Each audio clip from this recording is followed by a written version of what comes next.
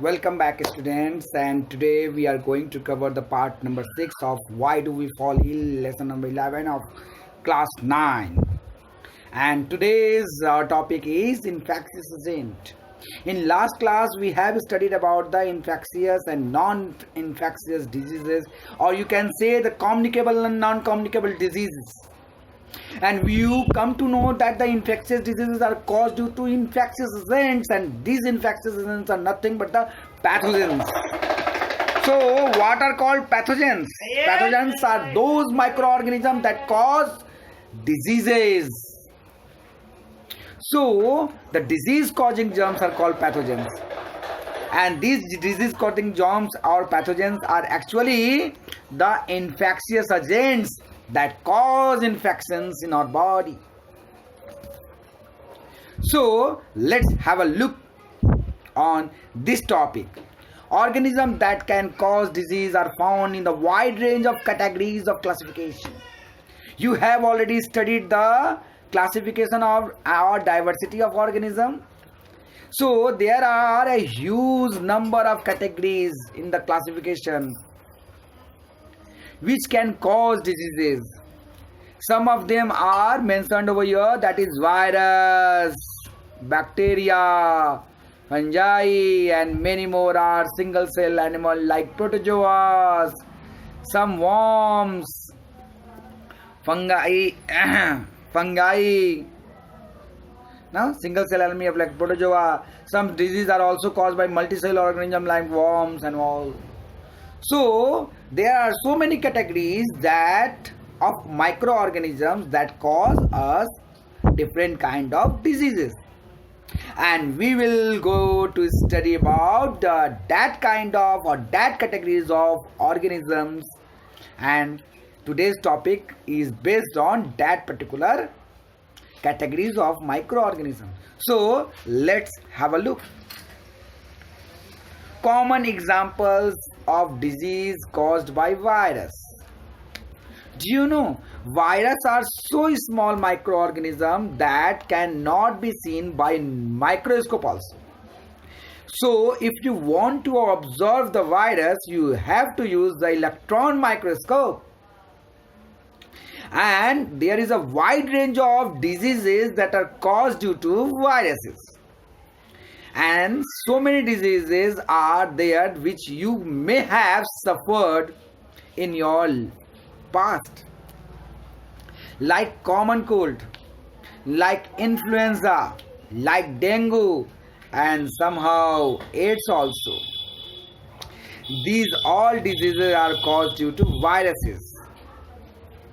There are a very huge number of diseases that are caused by viruses, but here we have mentioned, or I have mentioned only few, because these names are mentioned in the NCERT book. So you have to learn that much only, isn't it? Now we come to bacteria. Already I told you that the viruses are very small and cannot be seen in under the microscope or compound microscope. They can only be observed under electron microscope.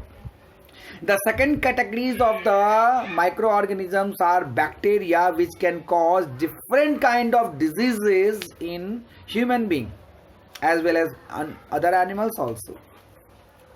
So these diseases are may be fatal or may not be fatal. Sometimes we become cured in very few days, and sometimes we can have such a kind of disease that we some people die also. So bacteria can cause typhoid, bacteria can cause fever or typhus fever, or typhoid and typhus fever and typhoid is the same thing, or cholera or tuberculosis or anthrax, and many more diseases are there that are caused due to bacteria.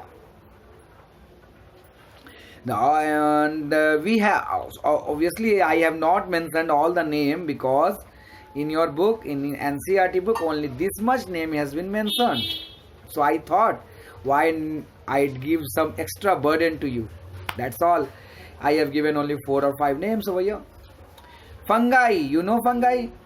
Fungi are very small microorganism.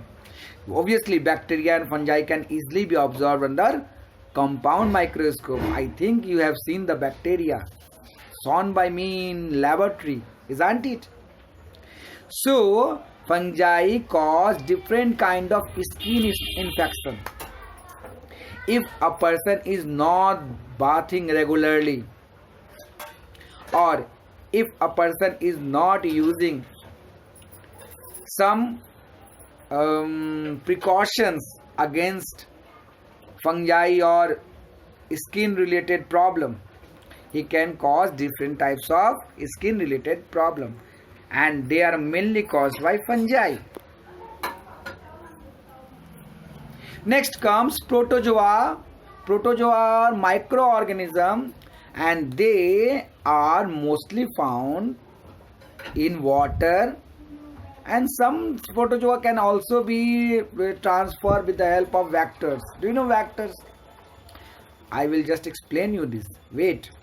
So protozoa are also microorganisms that can only be observed under compound microscope. They are different from bacteria because they have nucleus in their cell, in their body. Obviously, they are unicellular, as same as bacteria. But bacteria are prokaryotic and protozoas are eukaryotic. Point to be noted. Like malaria. Malaria is caused by a protozoa called Plasmodium vivax. Amoebiasis. Do you know the name amoeba? Amoeba cause a disease, amoebiasis, in our small intestine, and this amoebiasis is caused by protozoa because amoeba is a protozoa. Similarly, Kala Jar.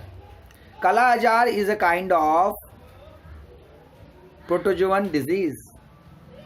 So I think you understood. Now comes the multicellular organism which cause different kind of disease. I think you know about the worms. Small children have develop different kinds of worms in their abdomen, and due to that their growth retarded and different kinds of problem he is suffering with, like abdominal abscess, abdominal pain and all. So this is caused due to worms, and worms are mainly found in the intestine. Yes, we can also get infected by this kind of worms. So intestinal worms infection, as well as disease like elephantitis. Elephantitis, as I told, filaria. The limbs, lower limbs like legs become swell and become spongy. This is caused due to a worm called Wucheria bandicooti. So there are so many worms which can also cause disease in human being. So how many categories of organisms we have studied which can cause the disease among us? Virus, bacteria, fungi, protozoa and worms. And all the diseases that are caused by a particular kind of organism has also been mentioned by me. So remember to learn this. And I can also give question like this: what are the main difference between bacteria and protozoa? So watch the video once again and try to find out the differences which I told you. And there are some there are some diseases that are caused by worms. So that fungi. Suppose I asked, name the organism which can cause different kind of skin related problem. What answer will you give? Obviously you give the answer fungi. So I think you understood this topic, that is different categories of infectious agent. Later on we will study another topic in another class. Hope for your better learning. If you have any kind of problem or related to studies or all, you can ask me or call me, or you can WhatsApp me also. Remember to complete the homework and write it down and send it in my WhatsApp or in the group also. Okay, bye bye, happy learning.